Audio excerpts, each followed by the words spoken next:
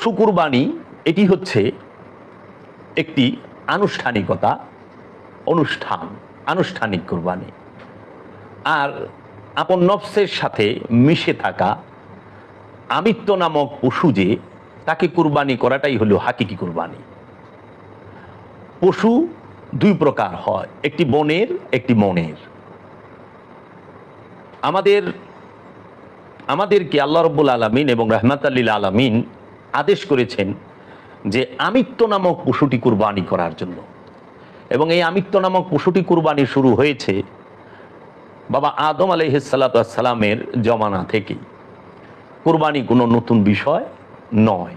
হ্যাঁ, পশু কুরবানি এটা হয়তো এক এক সময় এক এক রকম, কিন্তু মূল যে কুরবানি আমিত্ব নামক পশুর, এই কুরবানি বহু আগে থেকেই চালু হয়েছে।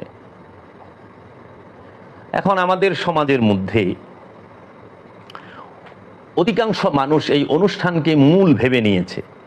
আমার বক্তব্যটা এখানে।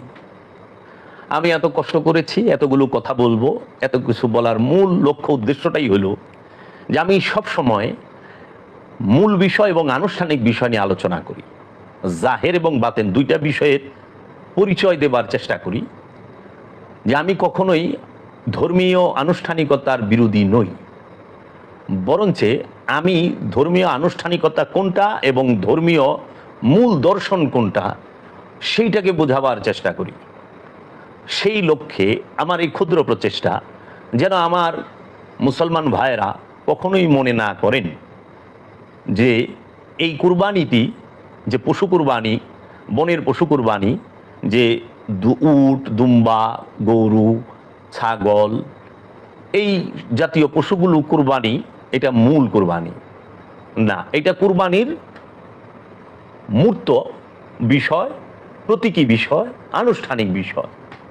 আর মূল হাকিকি হইল আমাদের প্রতিটা মানুষের নফসের সাথে, প্রাণের সাথে মিশে থাকা খান্নাস রূপী শয়তান তথা কামনা তথা আমিত্ব, আমির সাথে যুক্ত হয়ে আছে। আমি হচ্ছি প্রাণ, আর এই প্রাণের সাথে যে ষড়রিপুর বন্ধনে, ষড়রিপু নামক যে পশুগুলো, পশুর স্বভাবগুলো, ষড়রিপু নামক যে পশুর স্বভাব, যেরকম লোভ, হিংসা, অহংকার, কামনা, বাসনা, মোহ, মায়া, মাৎসর্য, এই বিষয়গুলোকে একটা একটা করে রসুলের কদমে এবং আল্লাহর ইচ্ছার কাছে, রবের ইচ্ছার কাছে উৎসর্গ করার নামই হইল হাকিকি কুরবানি। আর এই আমির সাথে আমিত্ব